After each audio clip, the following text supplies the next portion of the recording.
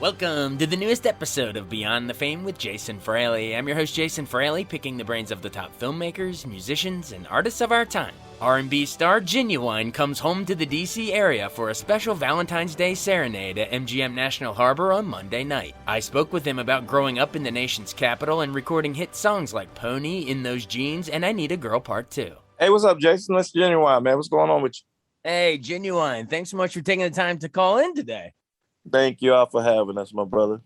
Well, we're having you here, sort of a hometown. I know you grew up in D.C., so you're coming back home to MGM National Harbor on Monday, which of course is Valentine's Day, and you're calling it the Valentine's Day Serenade. What if our listeners, they're still trying to make their plans with their dates of all the things they could do? Why is this the most, fun, most romantic thing that they could be doing? This is probably the most romantic thing is because, if you're living in DC and or from DC, me and Tank at least are from there. And we just wanted to make this day special and, come back home and do something special for the people at home. So ladies, make sure you come on out, wear your red. All the fellas, make sure you bring your ladies out because it's going to be a night to remember. And we got Lloyd, Bobby Valentino, and, it's going to be a great night, man. So, nothing but love. And especially at the MGM Grand, this is my first time there. A lot of our first time there, so this definitely going to be special. Awesome. And then between the four of y'all, I'm sure that, I know there's a ton of romantic songs in your all's, songbook. So come on, come on out and hear. What do you think? Here, grind to some Pony on Valentine's Day. What could be better? Yeah, grind to some Pony. Differences, so anxious. We got tons of them. Tank has tons of songs. Bobby V has tons of songs. Lloyd have tons of songs. So it's going to be a real a loving day, loving night, and something special for the ladies. You know what I mean? That's what we do it for. We do it for the ladies. But fellas, you're invited. We just gonna do half of the job, then y'all leave and y'all, finish. You got to take it from there. Yeah. They got to take it from there. We're gonna just, make it easier for them. For that night. And once the show's over, you can take, your wife, your girlfriend home and, remember the show, talk about the show, and then finish what you got to finish what you started. I love it. Well, we kind of mentioned it, but yeah, remind our listeners in case, there might be a lot of people that, grew up loving your music, but had no idea you're born right around here. So you're born in DC in what, 1970? And was it true you were named after the Hall of Famer, NBA Hall of Famer, Elgin Baylor? Yes, I was named after basketball player Elgin Baylor. Rest in peace. He played for the Lakers, and my mom thought. I guess my mom, and my dad thought I was going to play basketball, which I can play, but I didn't. I didn't pursue that. I wanted to, either box or be an entertainer. So, ended up being an entertainer. I think it worked out for you. Yes, sir. Well, real quick, does that mean does that mean you're like a fan of all the local teams? I guess we're the Commanders now, but are you? It's gonna take some time to get used to that one. Yeah, everybody knows that. I support all local everything, but my favorite team, is the Rivals. So, I'm sorry.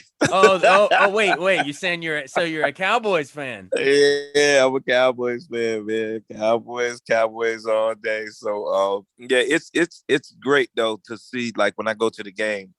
I'm not alone. I see a sea of blue, and I see a sea of red, burgundy red, whatever. So, it's great during football season, man. We have fun, and everybody, it's either or. Reds, I'm sorry, the Commanders or Cowboys. Yeah, it's a shame. I wish that there was a time that was a huge rivalry, and now it's really fallen by the wayside in recent. Yeah, they messing it up, man. They messing it up. They used to be competing for Super Bowls back and forth for decades, and what the heck happened, man? Absolutely. Well, wait, I'm curious. How did that happen? Were you like watching? Who were your guys growing? Was it Roger Staubach, or I guess you had? Yeah, it was Roger Staubach, Tony Hill, Drew Pearson. Tony Dorsett. Yeah. new house, like all of them. I mean, it's a funny story though, but I'll shorten it. I was a kid, so my mom, and my dad took me to one of the football games, At and I RFK? didn't and I didn't understand as a kid why I've always been one of the ones that go against the grain, so I didn't understand that moment why everybody was hating on the blue team. So I was defiant, so I was like, I don't like what my mom, my dad like. I like the other team, and then this guy named Butch Johnson. He used to drop down and act like he, shooting a gun. And after he made a touchdown, so I was sold after that. I was sold. I was Wow. sold. That's Yeah. hilarious. That's funny you mentioned go RFK. Yeah, I used to go down there and I remember, well, of course, the We Want Dallas. Everyone would shake Right. the bleachers. And you're like, no, I'm rooting for Dallas. Yeah, But I'm rooting for Dallas. I don't like come everybody on, man. booing. I don't like everybody booing the other team. The Dude, other I team was had a whole bunch of character. real quick point, and then I want to pivot back to your music, obviously, because that's what the hell we're here to talk about. But real quick, Right. real quick, I was probably in like first or second grade and went to RFK with my grandfather. It was against Dallas, and there was this play. Y'all were like, you were winning the whole game, but I think we had you backed up on like the 1 yard line or something. And it was Troy Aikman fumbles the ball in the end zone. Emmitt Smith goes to scoop it up. He fumbles it again, and we jumped on it and we won. It was like this famous thing. So I'll never forget it. Wow. But I think you guys Wow. got the last laugh because you got like 3 Super Bowls out of that crew. So That was, yeah, you said Emmitt Smith. That was more recent. Golly, yeah, it was in the I gotta '90s. look for Yeah, that one. Michael Yeah. Irvin, Troy Aikman. Yeah, Man. they were Yeah, like that. Dion, all of them. Yep. Oh yeah, who can forget? Bad memories for me, but good for y'all. um, Absolutely. Well, all right. Well, back to the music. All right. So you're in Forestville High School, went to Prince George's Community College. I know you were like trying to do like the paralegal route back then, but how Yeah. did you sort of go from there to, make your way up to Rochester, New York for Swing Mob and all that? Well, it wasn't Rochester at first. It was Teaneck, New Jersey. But I just knew I wanted to try to get in some way, and I also wanted to make sure that I, was knowledgeable of the business and wanted to make money. So I figured, just try to get in through the legal way. So I became a paralegal and all that. But luckily, I met Devontae and Jodeci and them, on that tour with MC Hammer and Boys to Men, and the rest is pretty much history. I moved up there like about 4 months after I met them because Devontae was starting his own label, and I was going to be his first solo male artist off of the Swing Mob label, but it never really got off the ground except for Sister, which Missy was in, and they did one single, and it was on Elektra. We were all on Elektra, but nothing really became of it after a while. Right, and just so our listeners remind them, it was Missy Elliott and Timbaland. I mean, God, Yeah. talk about, and yourself, talk about, Timbaland would totally change the game. But so that was, you said it never really got off the ground, but then you get signed to Epic Records, and I guess that's where you released that big debut, Ginuwine, the Bachelor album in '96. I think it went like Right. double platinum or something. Yes. Yep. Pony was, man, that beat, that bow, bow, Yeah. bow. That I was mean, it. That that was it. thing's still played in clubs today. Why do you think it works so Yeah. well? Well, I think it works so well still because it's new. You know what I mean? It's a different sound. It's still a new sound. I've always said if Pony would have came out even today, I think it would have done the exact same thing it did back in the day because it's still getting remade, put in movies. Magic I Mike. just had to, yeah, I just had to send a picture over to RCA, I think it was, because of Britney Spears. She used it for a song Toxic or something. And so they wanted I guess some pictures so they can continue to promote it and market it. So, it's a blessing for me back in '96. Who'd have thought that song would have remained and still be here and still being introduced to new generations. And it actually came out in '96, but it was done in '94. So when people first heard it, it was already 2 years old. Right. Exactly. Yep. Yeah, and you were ahead of I mean, everyone's singing, Old Town Road nowadays. You're way ahead of you were like 25 years early with your pony, you know what I mean? You were you were Absolutely. riding long before. Absolutely. Although I And I guess we had knew. what? We had like Ghetto Cowboy around that same time. But I guess some people were doing pony songs, but um Yeah, man. that maybe is that because you were a Cowboys fan? It's making sense now. Yes, indeed. Yes, indeed, man. Awesome. Well, how cool. So that's the big, breakthrough. But then how cool is it that you proved that it wasn't like a one trick pony, pun not intended, but like you proved you could do it again with 100% Genuine in 99. That thing was like double platinum again. You mentioned So Anxious and What's So Different. I mean, a bunch of hits on that too. But how important was that to you that you proved that, you weren't just like a one trick pony? You could do it Well, again. well, very important because once that hits, that's one of those things that I mean, it's good while it's lasting, but it's scary because people are always gonna expect you to do the same thing or better. And so, the sophomore jinx was, the big scary movement for me. So when me and Tim went into the studio, we knew what we were up against, and we were like, listen, you still, people are loving you. You still dancing, you still doing your thing. All you got to do is stay true to the music and true to yourself, and write and continue to write. Don't let too many people write for you, because that's what uh, made you who you are, like in on the first CD. You know what I mean? So, as long as you continuing to write and do what it is that makes you happy and allow people to come in your world, he said, it'll be something that people will gravitate to. So that's what we did, man. And we came out with 100% Genuine. And it was after that, I woo-sighed. You know what I mean? I was like, whew, exhaled, man. Cause I was like, man, cause that was a scary moment for me, for real. Cause I knew if I did it that time, I knew I would be here to stay for years to come. And thank God I'm still moving and doing everything that I'm doing on the level that I'm doing it to this day, 26 years later. So shout out to Timberland, shout out to Missy, shout out to Aaliyah, rest in peace, and Static Major, rest in peace.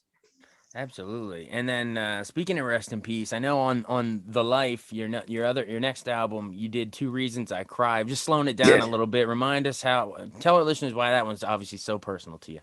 Well, yeah, that was for my parents, and to this day, I really only listened to that song, I believe, twice, all the way through, because Wow. I can't take it. It still hurts. Anybody that's lost parents, they know what I mean. And mine is a little different story, simply because I lost them back to back. My dad in '99 and my mom in 2000. So, needless to say, it was a rough time for me. That's when, I was kind of lost and doing things I wasn't supposed to do and all that kind of stuff, getting in trouble and all that. But it came straight from hurt. So I got saved in 2005 and started to rebuild my life. And God has been good to me ever since.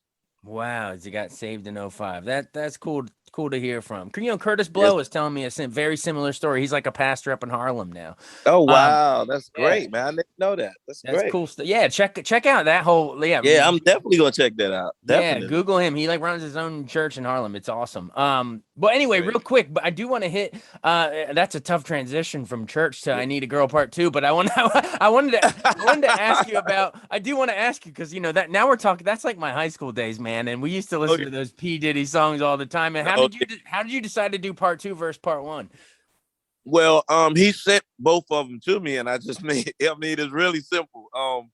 He sent both of them to me, and he said, which just choose which one you wanted to do, and I chose I Need a Girl Part 2, because that was more so upbeat. And the first one, like the first one that Usher did, I love that one too, but I know Puffy, and I knew him. So I said, don't even try it. Just do the one that you want to do. Because he actually wanted me to do both of them, and he chose. I was like, I'm doing I'm doing I Need a Girl Part 2. That's it, bro. That's the one I'm doing. So it was done, and the rest is history. We have fun He shut down Miami. We went to a club after the video, had a ball, had a great time. So it was just one of those days that I will never forget, man. He definitely Puff knows how to party, man. That boy know how to party, and he don't sleep. I had to sneak out the club, man. He was like, "Where you going?" I was like, "Man, I got to leave in the morning." I was lying. I was just tired. I was like, "Man, I'm going back to my hotel, man. I'll holler at you later." Yeah, that bad boy, man. They can go. Yeah, boy knows how to Us party. Maryland boys and DC boys, we need to roll. Yeah, we got to go. I got to go home, man. Okay. That's great. Well, maybe only time for one more. Tell me about In Those Jeans, because I feel like that might be one. Maybe, just maybe, we might hear at this Valentine's Day show. I'm just guessing. Oh yeah, that's definitely one of the songs that I'm so proud of, because while I was doing it, I was in Miami, and I was just like, man, I just need something that's gimmicky, something a little gimmicky, and something that I can do and have people visualize, exactly what I'm talking about. And it was just one of those things where I did a song called Hell Yeah, and one of the lines in there was any more room for me in those jeans. I was like, wow, that's a song. So I just started writing it, and it made sense. So that's what happened. I got in there. One of my background singers, he was playing the guitar, and once he hit that lick, I said, that's it right there, that's it. And so we put, Scott Storch, helped us with the beat and all that. So it came together, and as soon as I did that I knew that was one of those songs that was going to be here also. Absolutely. Well, it all added up and to a great career. And you got the Urban Music Icon Award at the 2021 Black Music Honors. That's got to be That's got to be a treat that, now you're at the point in your career, you kind of get to look back and get some of these, I don't want to call it life achievement awards, but kind of, you know what I mean? It's pretty cool. Yeah. My kids always are like, Dad, they need to do this for you. They need to do that for you. But I'm never in it for that. Whatever comes with it, comes with it. I'm never going to be complaining. I'm never going to do any of that. But, it does feel good to be recognized and appreciated. So, whatever happens, but I'm going to continue to do what I do because I love to do it, not because I need the accolades or want the accolades and everything. So, I'm just here and just going to, I'll let my talent and career speak for itself. Awesome. Well, you let it speak for itself, but we appreciate you speaking with us. Final question. You called in here in 2019 into WTOP. You may not even remember, but we were promoting your Bowie Bay Sox. You were throwing out the first pitch. And yeah. We were laughing. We were like, we've seen a bunch of fail videos of other people, chucking it into the ground, into the stand. How'd it go, man? Did you throw a strike or what happened? Hey, at least I got it right to the guy, the catcher. When you're looking at that stuff on TV, you don't think of how, it's not hard, but you don't think of the moment that, you're standing there and going to do that, because you're standing on the mound and you're a little higher and all that. And I was like, wow, it's not like it is on TV. But all I kept doing was just paying attention to the catcher, and I was like, get it there, get it there, get it there, and I got it there. So I'm good. I'm happy about that. Just don't wear that Cowboys jersey. You're liable to throw that ball back at. They'll throw the ball back at you. Boo me, Phil, man. They boo me out the. Oh, that's great. Well, thanks so much for doing this. I appreciate it. Again, it's Ginuwine, hometown hero, coming back to our area at MGM National Harbor on Monday, Valentine's Day, for the Valentine's Day Serenade with Tank, Lloyd, Bobby V. Everybody, get your tickets now. Bring out your date, your wife, your girlfriend, boyfriend, whatever you got, and come see the show. Hey, thanks so much for doing this. Thank you, guys. I appreciate it, man. God bless you. And come on out. Make sure the ladies come on out. Wear your red. It's Valentine's Day. We're going to have fun. All right. See you, man. Appreciate it. Bye, brother. Thanks so much for joining us on Beyond the Fame with Jason Fraley. Remember to hit the subscribe button and give us a 5-star rating if you like what you hear. We'll see you next time.